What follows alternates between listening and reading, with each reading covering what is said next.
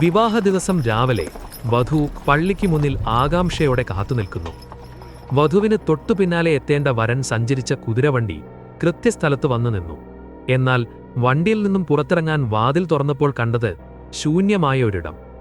ലണ്ടനിലെ തിരക്കേറിയ തെരുവിലൂടെ എത്തിയ ആ വണ്ടിയിൽ നിന്നും വരൻ വായുവിൽ അലിഞ്ഞുപോയതുപോലെ അപ്രത്യക്ഷനായിരിക്കുന്നു. അദ്ദേഹം എങ്ങോട്ടാണ് പോയത്?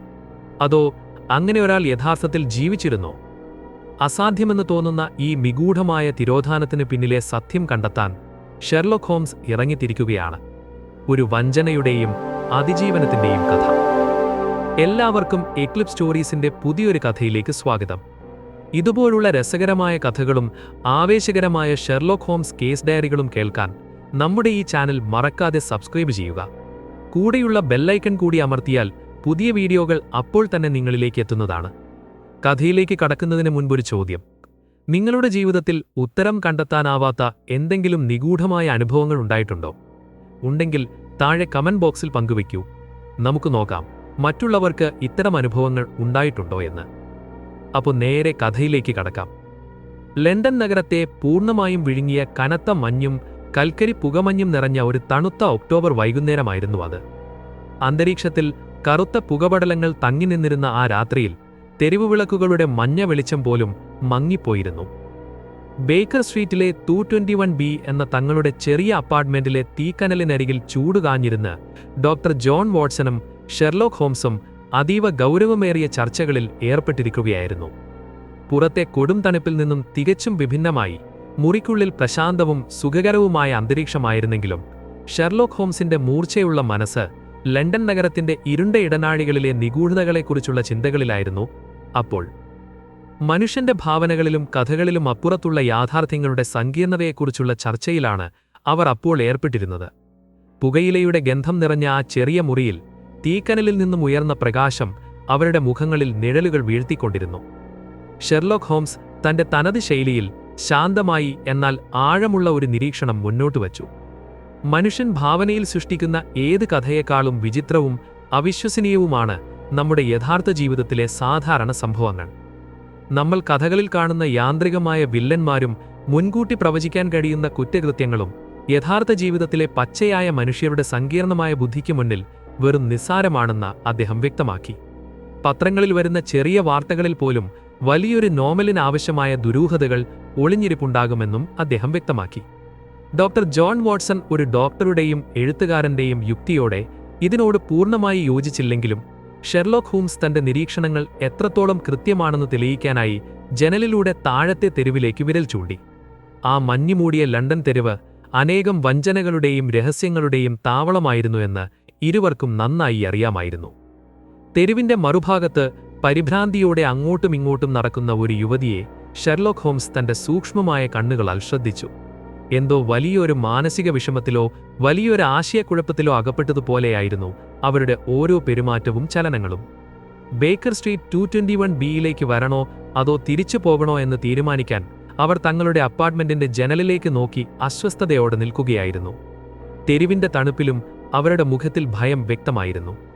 തന്റെ ദീർഘനാളത്തെ കരിയറിൽ വെച്ച് ആളുകളുടെ ഇത്തരം ശാരീരിക ചലനങ്ങളിൽ നിന്നും അവരുടെ ഉള്ളിലെ വലിയ ഭയത്തെയും സംശയത്തെയും വായിച്ചെടുക്കാൻ ഹോംസിന് വലിയ പ്രയാസമുണ്ടായിരുന്നില്ല. ഒടുവിൽ ആ യുവതി തന്റെ ആത്മവിശ്വാസം വീണ്ടെടുത്ത് ധൈര്യത്തോടെ മുന്നോട്ട് നടന്ന് ബേക്കർ സ്ട്രീറ്റ് 221Bയുടെ കതകിൽ വന്ന് ബെല്ലടിച്ചു. വാതിൽ തുറന്ന് അകത്തേക്ക് കടന്നുവന്നത് മേരി സദർലാൻഡ് എന്ന യുവതിയായിരുന്നു. അവരുടെ വസ്ത്രധാരണം തികച്ചും വിചിത്രവും പരസ്പര ബന്ധമില്ലാത്തതുമായിരുന്നു. വളരെ നല്ല നിലവാരത്തിലും വില കൂടിയതുമായ കമ്പിളിക്കോട്ടാണ് ധരിച്ചിരുന്നതെങ്കിലും അത് ധരിച്ചിരുന്ന രീതിയിലും അവരുടെ ഹെയർ സ്റ്റൈലിലും വലിയൊരു അലസത പ്രകടമായിരുന്നു. അവരുടെ മുഖത്ത് പ്രകടമായിരുന്ന ഭയവും ആശങ്കയും സ്വന്തം വസ്ത്രധാരണത്തിൽ പോലും ശ്രദ്ധ കേന്ദ്രീകരിക്കാൻ സാധിക്കാത്ത വിധം അവരെ മാനസികമായി അലട്ടുന്നുണ്ടെന്ന് വ്യക്തമാക്കുന്നു. ചുവന്ന തൂവലുകൾ വെച്ച അവരുടെ വലിയ ഹാറ്റും കയ്യിലെ തിളങ്ങുന്ന ബാഗും അവരുടെ സമ്പന്നതയെ കാണിച്ചെങ്കിലും ആ മുഖത്തെ തളർച്ചയും ഭയവും മറ്റെല്ലാറ്റിനെയും മറയ്ക്കുന്നതായിരുന്നു. തനിക്കുണ്ടായ വലിയൊരു ആപത്തിൽ നിന്നും രക്ഷപ്പെടാനുള്ള അവസാന കച്ചിത്തുരുമ്പായാണ് അവർ ആ മുറിയിലേക്ക് കടന്നുവന്നത്. മേരി സദർലാൻഡ് മുറിയിൽ വന്നിരുന്ന് സംസാരിക്കുന്നതിനു മുൻപ് തന്നെ ഹോംസ് തന്റെ നിരീക്ഷണങ്ങളിലൂടെ അവരുടെ പശ്ചാത്തലം കണ്ടെത്താൻ ശ്രമിച്ചു. അവരുടെ വിരലുകളിലെ ചെറിയ കറുത്ത മഷി അടയാളങ്ങളും അവർ നെഞ്ചോട് ചേർത്ത് അമർത്തിപ്പിടിച്ചിരുന്ന ലെതർ ബാഗിന്റെ പ്രത്യേകതകളും നിരീക്ഷിച്ചുകൊണ്ട് അവരൊരു ടൈപ്പിസ്റ്റാണെന്ന് ഹോംസ് പെട്ടെന്ന് മനസ്സിലാക്കി. ഒപ്പം അവരുടെ ബൂട്ടുകളുടെ അടിയിലെ ചെളിയുടെയും വസ്ത്രത്തിന്റെ മടക്കുകളുടെ അവസ്ഥ നോക്കി അവർ വടക്കൻ ലണ്ടനിൽ നിന്നും ഇന്ന് രാവിലെ ട്രെയിനിലാണ് യാത്ര ചെയ്തു വന്നതെന്നും ഹോംസ് കണ്ടെത്തി. തന്റെ വ്യക്തിപരമായ കാര്യങ്ങൾ ഹോംസ് ഇത്ര പെട്ടെന്ന് തിരിച്ചറിഞ്ഞത് മേരി സദർലാൻഡിൽ വലിയ അത്ഭുതമുണ്ടാക്കി. ഒരു മാന്ത്രികനെപ്പോലെ തന്റെ ജീവിതത്തിലെ ചെറിയ കാര്യങ്ങൾ പോലും തിരിച്ചറിഞ്ഞ ആ മനുഷ്യനു മുന്നിൽ അവർ തന്റെ ഹൃദയം തുറക്കാൻ തീരുമാനിച്ചു. താൻ ഇവിടെ വരാനിടയായ സാഹചര്യം മേരി സദർലാൻഡ് വിറയ്ക്കുന്ന ശബ്ദത്തോടെ വെളിപ്പെടുത്താൻ തുടങ്ങി. തന്റെ കാമുകനായ ഹോസ്മർ ഏഞ്ചൽ എന്ന വ്യക്തിയെ വിവാഹ ദിവസം രാവിലെ നിഗൂഢമായ സാഹചര്യത്തിൽ കാണാതായ കഥയാണ് അവർ പറഞ്ഞത്. തികച്ചും സാധാരണമായി തുടങ്ങിയ ആ പ്രണയബന്ധം പെട്ടെന്നൊരു വലിയ ദുരൂഹതയിലേക്ക് വഴിമാറിയെന്നും എല്ലാ വാതിലുകളും അടഞ്ഞപ്പോഴാണ് താൻ ഹോംസിന്റെ സഹായം തേടിയെത്തിയതെന്നും അവർ വിവരിച്ചു. അവരുടെ കണ്ണിൽ നിന്നും അടർന്നു വീണ കണ്ണീർത്തുള്ളികൾ ആ കഥയുടെ ആഴം വ്യക്തമാക്കുന്നതായിരുന്നു. തികച്ചും സത്യസന്ധവും അതോടൊപ്പം സങ്കടം നിറഞ്ഞതുമായിരുന്നു അവരുടെ ഓരോ വാക്കുകളും. ആ വാക്കുകളിൽ ഒളിഞ്ഞിരുന്ന നിഗൂഢതകൾ ഹോംസിന്റെ മൂർച്ചയുള്ള ബുദ്ധിയെ ഉണർത്താൻ പോന്നതായിരുന്നു. അവരുടെ കഥ വ്യക്തമായി മനസ്സിലാക്കാൻ ഹോംസ് അവരുടെ കുടുംബ പശ്ചാത്തലം ചോദിച്ചറിഞ്ഞു. മേരി സദർലാൻഡിന്റെ പിതാവ് പ്ലംബിംഗ് ബിസിനസ് നടത്തിയിരുന്ന ഒരു സാധാരണ മനുഷ്യനായിരുന്നു. എന്നാൽ അദ്ദേഹം മരണപ്പെട്ടപ്പോൾ വലിയൊരു തുകയും ആ ബിസിനസ്സും കുടുംബത്തിന് ലഭിച്ചു. തന്റെ അമ്മാവൻ അവർക്കായി എഴുതിവെച്ച പൈതൃക സ്വത്തിൽ നിന്നും ഒരു വലിയ തുക ബാങ്കിൽ നിക്ഷേപിച്ചിട്ടുണ്ടെന്നും അതിൽ നിന്നും ഓരോ വർഷവും 100 പൗണ്ട് പലിശയായി ലഭിക്കുന്നതെന്നും അവർ പറഞ്ഞു. ഈ തുക അവർ പൂർണ്ണമായും തന്റെ കുടുംബത്തിന്റെ ആവശ്യങ്ങൾക്കായി അമ്മയ്ക്ക് വിട്ടു നൽകിയിരിക്കുകയായിരുന്നു. തന്റെ സ്വന്തം ആവശ്യങ്ങൾക്കായി ടൈപ്പിംഗ് ജോലിയിൽ നിന്നും ലഭിക്കുന്ന ചെറിയ വരുമാനം മാത്രമാണ് അവർ ഉപയോഗിച്ചിരുന്നത്.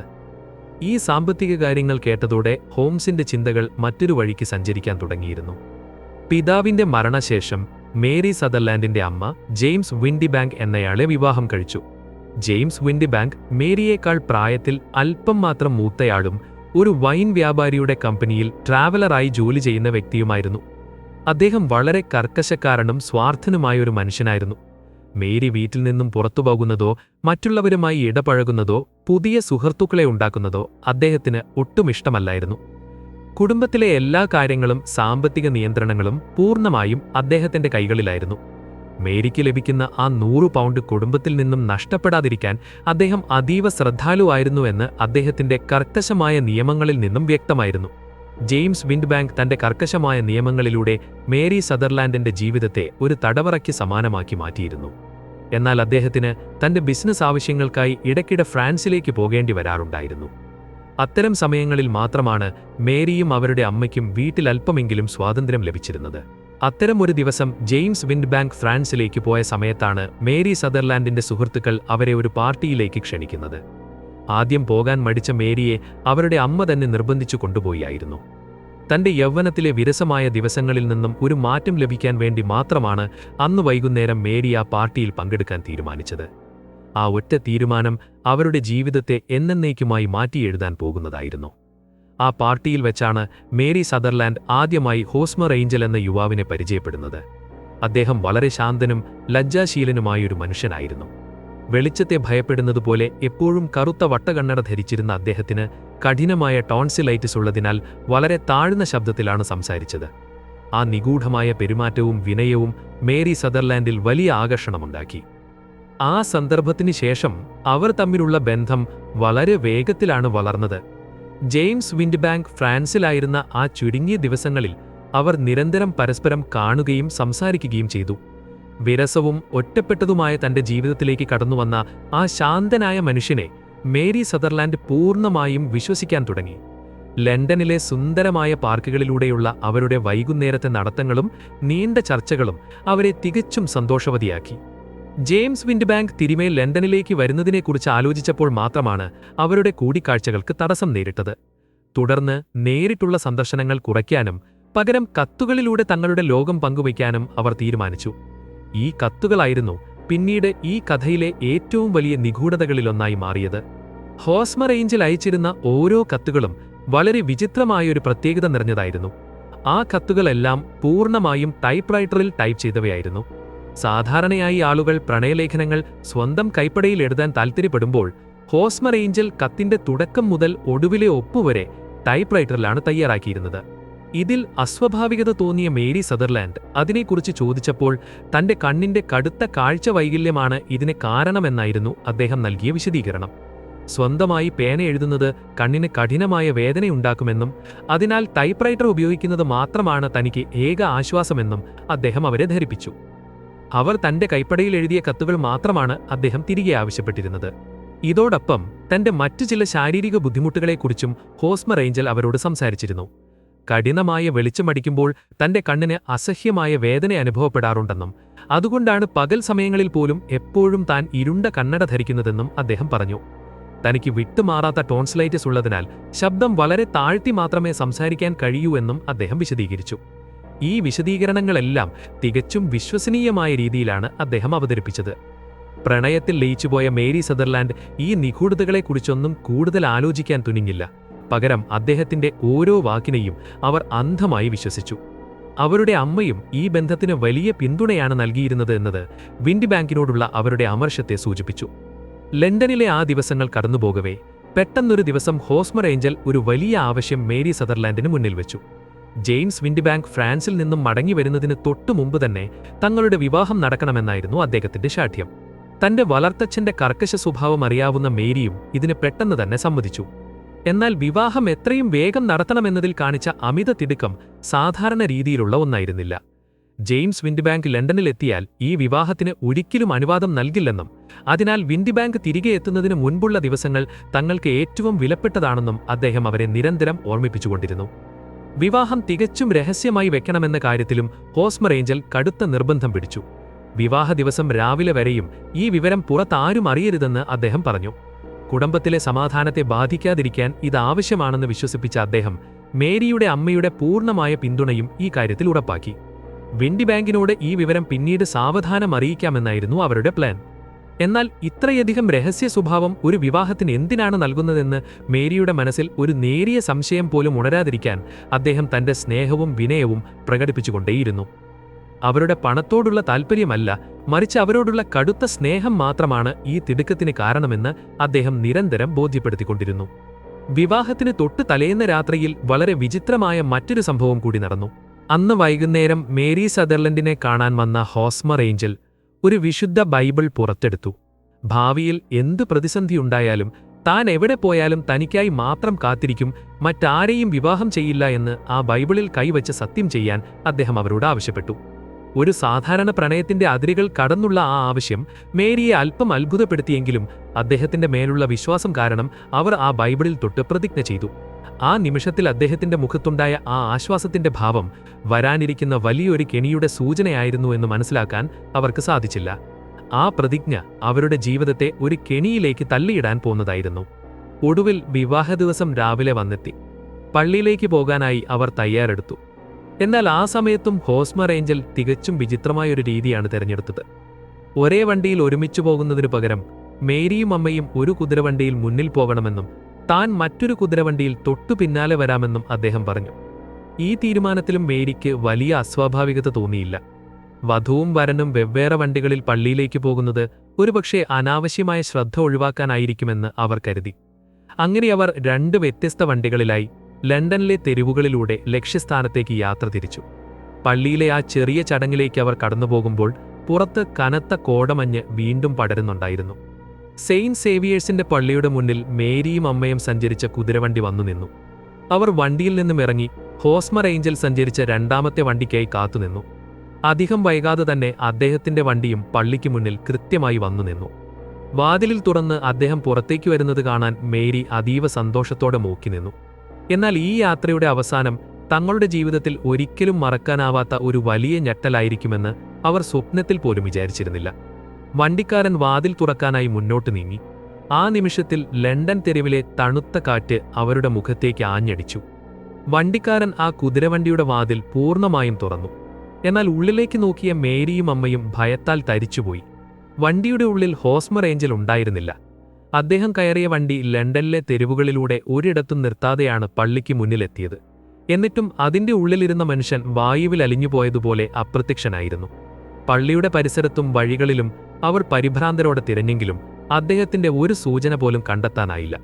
ഒരു വിവാഹ ദിവസം രാവിലെ പള്ളിക്ക് തൊട്ടുമുന്നിൽ വെച്ച് ഇത്തരമൊരു ദുരൂഹമായ അപ്രത്യക്ഷമാകൽ അവർക്ക് ചിന്തിക്കാവുന്നതിലും അപ്പുറമായിരുന്നു. ഒരു കനത്ത ദുരന്തത്തിന്റെ നിഴൽ അവിടെ വീണതുപോലെ അവർക്ക് തോന്നി. പരിഭ്രാന്തനായ കുതിരവണ്ടിക്കാരനോട് അവർ കാര്യങ്ങൾ ചോദിച്ചറിഞ്ഞു. താൻ യാത്ര തുടങ്ങിയപ്പോൾ ഹോസ്മർ ഏഞ്ചൽ വണ്ടിക്കുള്ളിൽ കയറുന്നത് വ്യക്തമായി കണ്ടതാണെന്ന് അദ്ദേഹം സത്യം ചെയ്തു. യാത്രയിലുടനീളം വണ്ടി എവിടെയും നിർത്തിയിട്ടില്ലെന്നും വേഗത കുറച്ചിട്ടില്ലെന്നും അദ്ദേഹം ഉറപ്പിച്ചു. ലണ്ടനിലെ തിരക്കേറിയ തെരുവുകളിലൂടെ ഓടിക്കൊണ്ടിരുന്ന ഒരടഞ്ഞ വണ്ടിയിൽ നിന്നും എങ്ങനെ ഒരു മനുഷ്യന് പുറത്തുപോകാൻ കഴിയുമെന്നത് വണ്ടിക്കാരനെയും വലിയ ആശയക്കുഴപ്പത്തിലാക്കി. ദൈവത്തിന്റെ വലിയൊരു അദൃശ്യ ശക്തിയാൽ അദ്ദേഹം അപ്രത്യക്ഷനായതാണെന്ന് വണ്ടിക്കാരൻ വിശ്വസിച്ചു. ആ വാക്കുകൾ മേരിയുടെ ഭയത്തെ ഇരട്ടിയാക്കുകയാണ് ചെയ്തത്. തന്റെ ജീവിതത്തിലെ ഏറ്റവും സന്തോഷകരമായ ദിവസം ഇത്തരമൊരു വലിയ ദുരന്തത്തിൽ അവസാനിച്ചതോടെ മേരി സദർലാൻഡ് പൂർണ്ണമായും തകർന്നുപോയി. കരഞ്ഞുകൊണ്ട് വീട്ടിലേക്ക് മടങ്ങിയെത്തിയ അവർ ദിവസങ്ങളോളം ആ മുറിയിൽ നിന്നും പുറത്തിറങ്ങിയില്ല. തന്റെ കാമുകന് എന്തോ വലിയ അപകടം സംഭവിച്ചിട്ടുണ്ടെന്നും അതല്ലെങ്കിൽ തന്നെ മനഃപൂർവ്വം ചതിച്ചതാണോ എന്നുമുള്ള ചിന്തകൾ അവരെ വേട്ടയാടിക്കൊണ്ടിരുന്നു. എങ്കിലും വിവാഹത്തിന് തൊട്ടുമുമ്പുള്ള രാത്രിയിൽ ബൈബിളിൽ കൈവച്ച് ചെയ്ത സത്യം അവർ ഓർത്തു. അദ്ദേഹം മടങ്ങിവരുന്നതുവരെ കാത്തിരിക്കാൻ തന്നെ അവർ ഉറച്ചുനിന്നു. അവരുടെ ആ ഉറച്ച തീരുമാനത്തിനു മുന്നിൽ മറ്റാരും ഒന്നും സംസാരിച്ചില്ല. ദിവസങ്ങൾക്ക് ശേഷം ജെയിംസ് വിൻഡിബാങ്ക് ഫ്രാൻസിലെ തന്റെ ഔദ്യോഗിക പര്യടനം കഴിഞ്ഞ് മടങ്ങിയെത്തി. നടന്ന സംഭവങ്ങളെല്ലാം അറിഞ്ഞപ്പോൾ അദ്ദേഹം വളരെ ശാന്തനായിട്ടാണ് പ്രതികരിച്ചത്. ഈ കേസ് പോലീസിനെ അറിയിക്കേണ്ടതില്ലെന്നും ഹോസ്മർ ഏഞ്ചൽ എപ്പോഴെങ്കിലും മടങ്ങിവരുമെന്നും പറഞ്ഞ് അദ്ദേഹം മേരിയെ ആശ്വസിപ്പിക്കാൻ ശ്രമിച്ചു. എന്നാൽ ഈ അപ്രതീക്ഷിത സംഭവത്തിന്റെ പിന്നിലെ യഥാർത്ഥ ദുരൂഹത കണ്ടെത്താൻ മേരിക്ക് വലിയ ആഗ്രഹമുണ്ടായിരുന്നു. ലണ്ടനിലെ എല്ലാ വാതിലുകളും അടഞ്ഞപ്പോഴാണ് അവർ അവരുടെ അവസാനത്തെ പ്രതീക്ഷയായ ഷെർലോക്ക് ഹോംസിന്റെ സഹായം തേടിയെത്തിയത്. തന്റെ ജീവിതത്തെ തകർത്ത ഈ വലിയ നിഗൂഢതയുടെ ചുരുളഴിക്കാൻ അവർ ഹോംസിനോട് അപേക്ഷിച്ചു. ഈ മുഴുവൻ കഥയും കേട്ടുകഴിഞ്ഞ ഹോംസ് വരാനിരിക്കുന്ന വലിയൊരു വഞ്ചനയുടെ കെണി തിരിച്ചറിഞ്ഞു തുടങ്ങിയായിരുന്നു. മേരി സദർലാൻഡ് വിറയ്ക്കുന്ന ശബ്ദത്തോടെ തന്റെ കഥ പൂർത്തിയാക്കി വിട പറഞ്ഞതിനു ശേഷം ബേക്കർ സ്ട്രീറ്റിലെ ആ ചെറിയ മുറിയിൽ വലിയൊരു നിശബ്ദത പടർന്നുപിടിച്ചു. ഹോംസ് തന്റെ പ്രിയപ്പെട്ട പൈപ്പ് പുകച്ചുകൊണ്ട് അത്യന്തം ഗൗരവത്തോടെ ചിന്തകളിൽ മുഴുകിയിരുന്നു. ഡോക്ടർ ജോൺ വാട്സൺ അദ്ദേഹത്തിന്റെ മുഖഭാവത്തിലേക്ക് നോക്കി എന്തെങ്കിലും നിഗമനങ്ങളിൽ എത്തിയിട്ടുണ്ടോ എന്ന് മനസ്സിലാക്കാൻ ശ്രമിക്കുകയായിരുന്നു. തങ്ങൾക്ക് മുന്നിൽ വെളിപ്പെട്ട ഈ കഥ തികച്ചും സങ്കീർണവും എന്നാൽ അതിലുപരി നിഗൂഢവുമായ ഒന്നാണെന്ന് ഇരുവർക്കും നന്നായി അറിയാമായിരുന്നു. വളരെ ശാന്തനായി ഇരുന്നുകൊണ്ട് ഹോംസ് തന്റെ വിരലുകൾ തമ്മിൽ കൂട്ടിമുട്ടിച്ച് കേസിന്റെ എല്ലാ വശങ്ങളും മനസ്സിന്റെ കണ്ണാടിയിലൂടെ അയാൾ വീണ്ടും വിലയിരുത്തുകയായിരുന്നു. ഒടുവിൽ അദ്ദേഹം വാട്സനോട് ആ യുവതി കൊണ്ടുവന്ന ഹോസ്മർ ഏഞ്ചലിന്റെ കത്തുകൾ മേശപ്പുറത്തേക്ക് എടുത്തുവയ്ക്കാൻ ആവശ്യപ്പെട്ടു. ആ കത്തുകൾ ഓരോന്നായി പരിശോധിക്കാൻ തുടങ്ങിയപ്പോൾ ഹോംസിന്റെ കണ്ണുകൾക്ക് മുന്നിൽ പുതിയ ചില തെളിവുകൾ വെളിപ്പെടാൻ തുടങ്ങി. കത്തുകൾ പൂർണ്ണമായും ടൈപ്പ്റൈറ്ററിൽ തയ്യാറാക്കിയവയായിരുന്നുവെന്ന് അദ്ദേഹം കണ്ടെത്തി. പ്രണയലേഖനങ്ങൾ സാധാരണയായി ആളുകൾ സ്വന്തം കൈപ്പടയിൽ എഴുതാൻ താൽപ്പര്യപ്പെടുന്ന ഒന്നായിരിക്കെ ഇതിലെ ഓരോ വരിയും ഒപ്പുപോലും മെഷീനിൽ ടൈപ്പ് ചെയ്ത് അയച്ചിരിക്കുന്നത് തികച്ചും അസ്വാഭാവികമാണെന്ന് അദ്ദേഹം വിലയിരുത്തി. പേന കൊണ്ടെഴുതിയ കയ്യക്ഷരം ഓരോ മനുഷ്യനെയും തിരിച്ചറിയാൻ സഹായിക്കുന്ന ഏറ്റവും വലിയ അടയാളമാണ്. എന്നാൽ അതിൽ നിന്നും മനഃപൂർവ്വം ഒഴിഞ്ഞുമാറാൻ വേണ്ടിയാണ് ഹോസ്മർ ഏഞ്ചൽ ഇത്തരമൊരു മാർഗം സ്വീകരിച്ചതെന്ന് അദ്ദേഹം അനുമാനിച്ചു. ഈ നിഗൂഢതയ്ക്ക് പിന്നിൽ കണ്ണുവേദനിക്കുന്നതിനേക്കാൾ വലിയൊരു ചതി ഒളിഞ്ഞിരിപ്പുണ്ടെന്ന് അദ്ദേഹം ഉറപ്പിച്ചു. ഹോംസ് തന്റെ മാഗ്നിഫയിങ് ഗ്ലാസ് കയ്യിലെടുത്ത് ആ കത്തുകളിലെ ഓരോ അക്ഷരങ്ങളും വളരെ സൂക്ഷ്മമായി നിരീക്ഷിക്കാൻ ആരംഭിച്ചു. സാധാരണ മനുഷ്യർക്ക് വെറും സാധാരണ ടൈപ്പിംഗ് മാത്രമായി തോന്നുന്നതിൽ വലിയൊരു സത്യമൊളിഞ്ഞിരിപ്പുണ്ടെന്ന് അദ്ദേഹം ഡോക്ടർ ജോൺ വാട്സന് വിശദീകരിച്ചു നൽകി. ഓരോ മനുഷ്യന്റെയും കയ്യക്ഷരം പോലെ തന്നെ ഓരോ ടൈപ്പ്റൈറ്റർ മെഷീനും അതിൻ്റേതായ സവിശേഷതകളും തകരാറുകളുമുണ്ട്. കത്തുകളിലെ ഓരോ അക്ഷരങ്ങളുടെയും ചരിവും വാചകങ്ങൾ തമ്മിലുള്ള അകലവും ചില പ്രത്യേക അക്ഷരങ്ങളുടെ തേയ്മാനവും അദ്ദേഹം സൂക്ഷ്മമായി നോക്കിക്കണ്ടു. കത്തിലെ ഇ എന്ന അക്ഷരത്തിന്റെ വശങ്ങളിലുള്ള ചെറിയ മഷിയുടെ വ്യത്യാസങ്ങളും ആർ എന്ന അക്ഷരത്തിന്റെ മുകൾ ഭാഗത്തുള്ള നേർത്ത വിള്ളലും അദ്ദേഹത്തിന്റെ ശ്രദ്ധയിൽ പ്രത്യേകം പതിഞ്ഞു. ഇത് ഈ കേസിലെ ഏറ്റവും നിർണായകമായ തെളിവായി മാറാൻ പോകുകയായിരുന്നു. തുടർന്ന് ഹോംസ് തന്റെ അടുത്ത ഘട്ടത്തിലുള്ള നീക്കങ്ങളിലേക്ക് കടന്നു. അദ്ദേഹം വളരെ ഗൗരവത്തോടെ മേശപ്പുറത്തിരുന്ന പേനയും കടലാസും എടുത്ത് മേരിയുടെ വളർത്തച്ഛനായ ജെയിംസ് വിൻഡിബാങ്ക് ജോലി ചെയ്യുന്ന കമ്പനിയുടെ വിലാസത്തിലേക്ക് ഒരു ഔദ്യോഗിക കത്തയച്ചു. അദ്ദേഹത്തിന്റെ ഓഫീസിലേക്ക് നേരിട്ട് അയക്കാൻ ആ കത്തിൽ ഈ കേസിനെക്കുറിച്ച് സംസാരിക്കാൻ സൗകര്യമുള്ള ഒരു സമയത്ത് ബേക്കർ സ്ട്രീറ്റ് 221 ബിയിൽ വരണമെന്ന് അദ്ദേഹം ആവശ്യപ്പെട്ടു. ഒപ്പം ജെയിംസ് വിൻഡിബാങ്കിനെ നേരിട്ട് ബോധ്യപ്പെടുത്താൻ തക്കവണ്ണമുള്ള വലിയൊരു തെളിവ് ശേഖരിക്കാനുള്ള പദ്ധതിയും അദ്ദേഹത്തിന്റെ മനസ്സിലുണ്ടായിരുന്നു. ഇതിനോടൊപ്പം തന്നെ ഷെർലോക്ക് ഹോംസ് മേരിയുടെ കുടുംബ പശ്ചാത്തലത്തെക്കുറിച്ചും അവരുടെ അമ്മയുടെ സാമ്പത്തിക ഇടപാടുകളെക്കുറിച്ചും കൂടുതൽ വിവരങ്ങൾ ശേഖരിക്കാൻ തുടങ്ങി. മേരിക്ക് അമ്മാവനിൽ നിന്ന് ലഭിച്ച ആ 100 പൗണ്ടിന്റെ വാർഷിക വരുമാനമാണ് ഈ കഥയിലെ വില്ലന്റെ യഥാർത്ഥ ലക്ഷ്യമെന്ന് ഹോംസ് നേരത്തെ തന്നെ ഊഹിച്ചിരുന്നു. മേരി മറ്റൊരു വിവാഹം കഴിച്ച് ആ വീട്ടിൽ നിന്നും പോയാൽ കുടുംബത്തിന്റെ വരുമാനമായ ആ തുക പൂർണ്ണമായും നഷ്ടപ്പെടുമെന്ന് വിൻഡിബാങ്കിന് നന്നായി അറിയാമായിരുന്നു. പണത്തോടുള്ള മനുഷ്യന്റെ അതിർകടന്ന ആർത്തിയാണ് ഇത്രയും ക്രൂരമായൊരു വഞ്ചനയെ ആസൂത്രണം ചെയ്യാൻ ആ കുടുംബത്തിലെ ഒരാളെ പ്രേരിപ്പിച്ചതെന്ന് ഹോംസ് ഉറച്ചു വിശ്വസിച്ചു. ഈ ചതിക്കുഴിയുടെ ആഴം മനസ്സിലാക്കാൻ അദ്ദേഹം കൂടുതൽ ശാസ്ത്രീയമായ തെളിവുകളിലേക്ക് തന്റെ ശ്രദ്ധ തിരിച്ചു. തൊട്ടടുത്ത ദിവസം രാവിലെ ഹോംസ് എഴുതിയ കത്തിന് മറുപടിയായി ജെയിംസ് വിൻഡിബാങ്കിന്റെ ഓഫീസിൽ നിന്നും ഒരു ഔദ്യോഗിക കത്ത് ബേക്കർ സ്ട്രീറ്റിലേക്ക് ലഭിച്ചു. ആ കമ്പനിയുടെ ലെറ്റർ ഹെഡിൽ ജെയിംസ് വിൻഡിബാങ്ക് സ്വന്തമായി ടൈപ്പ് ചെയ്ത് ഒപ്പിട്ട ഒരു മറുപടി കത്തായിരുന്നു അത്. ആ കത്ത് കണ്ടതോടെ ഹോംസിന്റെ മുഖത്ത് വലിയൊരു വിജയച്ചിരി വിരിഞ്ഞു. താൻ വിചാരിച്ച നിഗമനം 100% കൃത്യമാണെന്ന് തെളിയിക്കുന്ന ഒരൊറ്റ രേഖയാണ് ഇപ്പോൾ തന്റെ കൈകളിൽ വന്നിരിക്കുന്നതെന്ന് അദ്ദേഹം സന്തോഷത്തോടെ ഡോക്ടർ ജോൺ വാട്സനോട് പറഞ്ഞു. ആ കത്തിന്റെ വരികളിലേക്ക് അദ്ദേഹം തന്റെ കണ്ണാടി തിരിച്ചുപിടിച്ചപ്പോൾ അന്വേഷണത്തിന്റെ അവസാനത്തെ വലിയ വാതിൽ തുറക്കപ്പെടുകയായിരുന്നു.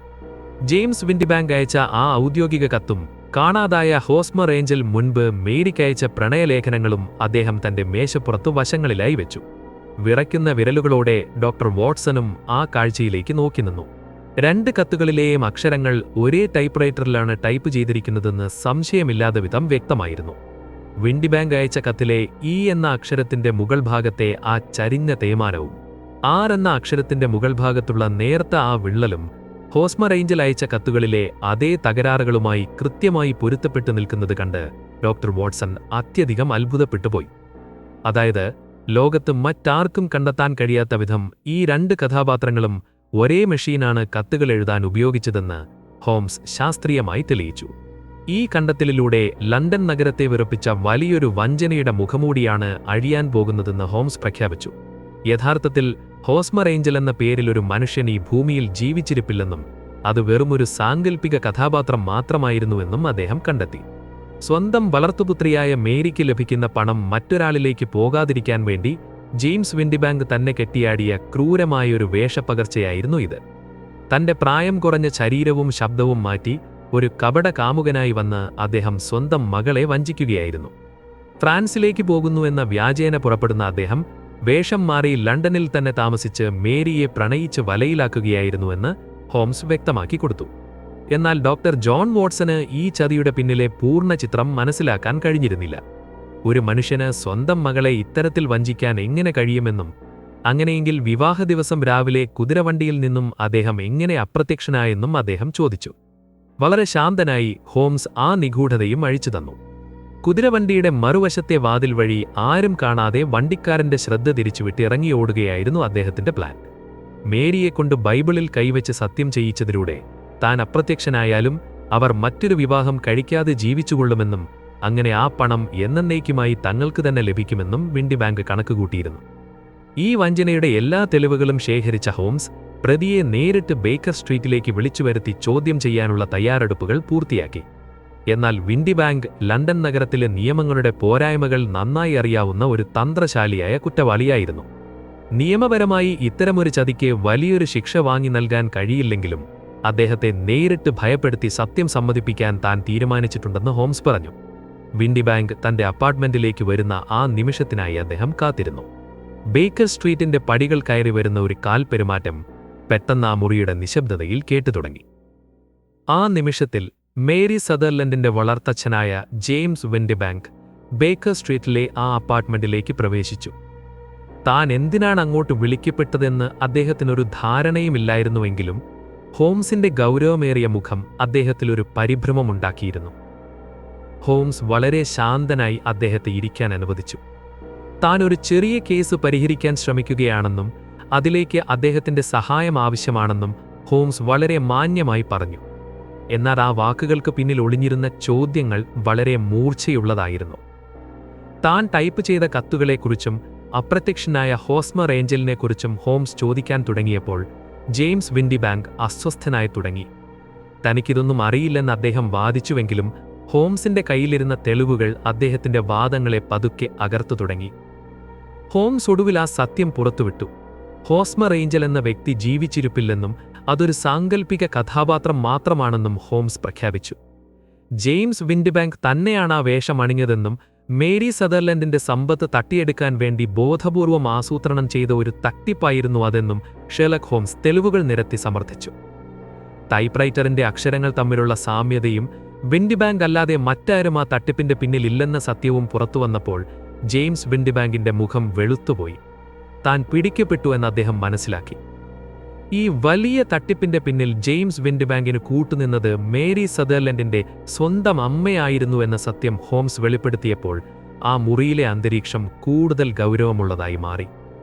മകളുടെ സന്തോഷത്തേക്കാൾ ഉപരിയായി കുടുംബത്തിന്റെ സാമ്പത്തിക ഭദ്രതയ്ക്കും തങ്ങൾക്ക് ലഭിക്കുന്ന വരുമാനത്തിനും മുൻഗണന നൽകിയ അവർ ഈ ചതിയിൽ പൂർണ്ണ പങ്കാളികളായിരുന്നു. മേരി സദർലൻഡ് ഒരു വിവാഹബന്ധത്തിലേക്ക് കടന്നാൽ തങ്ങൾക്ക് ലഭിക്കുന്ന പണം മുടങ്ങിപ്പോകുമെന്ന് തിരിച്ചറിഞ്ഞ അവർ ജെയിംസ് വിൻഡിബാങ്കിന്റെ ആസൂത്രിതമായ ഈ നാടകത്തിന് മൗനസമ്മതം നൽകുകയും മകളെ തെറ്റിദ്ധരിപ്പിക്കുന്നതിൽ കൂട്ടുനിൽക്കുകയും ചെയ്തു. താൻ സ്നേഹിക്കുകയും വിശ്വസിക്കുകയും ചെയ്ത സ്വന്തം അമ്മ പോലും ഈ വഞ്ചനയുടെ ഭാഗമായിരുന്നു എന്നറിയാത്തത് മേരി സദർലൻഡിനെ സംബന്ധിച്ചിടത്തോളം വലിയൊരു ഭാഗ്യമായിരുന്നുവെന്ന് ഹോംസിനും ഡോക്ടർ ജോൺ വാട്സനും തോന്നി. ഒരു വലിയ തട്ടിപ്പിന്റെ മുഖമൂടി അഴിഞ്ഞു വീഴുന്ന നിമിഷമായിരുന്നു അത്. മേരി സദർലൻഡിന് ലഭിക്കുന്ന വരുമാനം മുടങ്ങാതിരിക്കാൻ അവരെ മറ്റാരെയും വിവാഹം കഴിക്കാൻ അനുവദിക്കാതെ തടഞ്ഞു നിർത്തുക എന്നതായിരുന്നു ജെയിംസ് വിൻഡിബാങ്കിന്റെയും അവർക്ക് കൂട്ടുനിന്ന മാതാവിന്റെയും ലക്ഷ്യം. ഇതിനായി സ്വന്തം മകളെയും വളർത്തുമകളെയും പോലും കബളിപ്പിക്കാൻ അവർ മടിച്ചില്ല എന്നത് ഹോംസിനെ പോലും അല്പനേരത്തേക്ക് അത്ഭുതപ്പെടുത്തി. മനുഷ്യന്റെ സ്വാർത്ഥതയ്ക്ക് എത്രത്തോളം താഴാൻ കഴിയുമെന്ന് ഹോംസ് അന്ന് തിരിച്ചറിഞ്ഞു. താൻ ചെയ്ത തെറ്റുകൾക്ക് നിയമപരമായ ശിക്ഷ ലഭിക്കുമോ എന്ന് ഭയന്ന ജെയിംസ് വിൻഡിബാങ്ക് ഹോംസിന്റെ മുറിയിൽ നിന്നും അതിവേഗം പുറത്തിറങ്ങി ഓടി. ഇതിനെക്കുറിച്ച് ഹോംസ് പിന്നീട് ഡോക്ടർ ജോൺ വാട്സനോട് സംസാരിച്ചു. ഒരു മനുഷ്യൻ മറ്റൊരു മനുഷ്യനെ ഇത്രയധികം വഞ്ചിക്കുന്നത് സങ്കടകരമാണെന്നും എന്നാൽ ഈ കേസിൽ തനിക്ക് വലിയൊരു നേട്ടം കൈവരിക്കാൻ സാധിച്ചുവെന്നും ഹോംസ് പറഞ്ഞു. മേരി സദർലൻഡിനെ ഈ കൈപ്പേറിയ സത്യം അറിയിക്കേണ്ട എന്ന് അവർ ഇരുവരും തീരുമാനിച്ചു. ചിലപ്പോൾ സത്യത്തേക്കാൾ കൂടുതൽ സമാധാനം നൽകുന്നത് അജ്ഞതയാണെന്ന് ഹോംസ് വിശ്വസിച്ചു. ആ സങ്കടകരമായ സത്യം മനസ്സിലാക്കിയാൽ മേരി സദർലൻഡിന്റെ ജീവിതം തകർന്നു പോകുമെന്നും അതിനാൽ ആ നിഗൂഢത ഹോംസിന്റെ ഡയറിയിൽ മാത്രം ഒതുങ്ങി നിൽക്കട്ടെ എന്നും അവർ ഉറപ്പിച്ചു. ഷെർലക് ഹോംസ് വീണ്ടും ജനലരികിലേക്ക് നോക്കി നിന്നു. ലണ്ടനിലെ തിരക്കുകൾക്കിടയിലും അദ്ദേഹത്തിന്റെ മനസ്സ് എപ്പോഴും പുതിയ നിഗൂഢതകൾക്ക് വേണ്ടി ദാഹിക്കുന്നുണ്ടായിരുന്നു. പെട്ടെന്നാണ് ബേക്കർ സ്ട്രീറ്റിലേക്ക് അസാധാരണമായൊരു സന്ദേശം വന്നെത്തിയത്. ഹെർഫോൺഷയറിലെ നിഗൂഢമായ വനത്തിൽ നടന്ന ക്രൂരമായൊരു കൊലപാതകം. ഒരു വയോധികൻ അതിദാരുണമായി കൊല്ലപ്പെട്ടിരിക്കുന്നു. തെളിവുകൾ മുഴുവൻ വിരൽ ചൂണ്ടുന്നത് അദ്ദേഹത്തിന്റെ സ്വന്തം പുത്രനിലേക്കാണ്. വനത്തിലെ നിശബ്ദതയിൽ കേട്ട ആ അലർച്ചയും മരിക്കുന്നതിന് തൊട്ടുമുൻപ് അദ്ദേഹം ചുണ്ടുകളിൽ പിറുപിറുത്ത ആ ഒരൊറ്റ വാക്കും അതൊരു വലിയ വിസ്ഫോടനത്തിന്റെ തുടക്കമായിരുന്നു. തെളിവുകളെല്ലാം ആ പുത്രനെതിരാണെങ്കിലും എന്തോ ഒന്ന് അവിടെ ഒളിഞ്ഞിരിപ്പുണ്ടെന്ന് ഷെർലക് ഹോംസിന് തോന്നി. കനത്ത മഴ പെയ്യുന്ന ആ കാട്ടിൽ നീതിയും അനീതിയും തമ്മിലുള്ള ആ വലിയ പോരാട്ടത്തിന് തുടക്കം കുറിക്കുകയാണ്. വധശിക്ഷ ഉറപ്പായ ഒരു യുവാവിനെ രക്ഷിക്കാൻ, മരണത്തിന്റെ വക്കിൽ നിന്ന് സത്യം പുറത്തുകൊണ്ടുവരാൻ ഷെർലക് ഹോംസ് അവിടേക്ക് യാത്ര തിരിക്കുകയാണ്. അടുത്ത case, the Boscombe Valley mystery.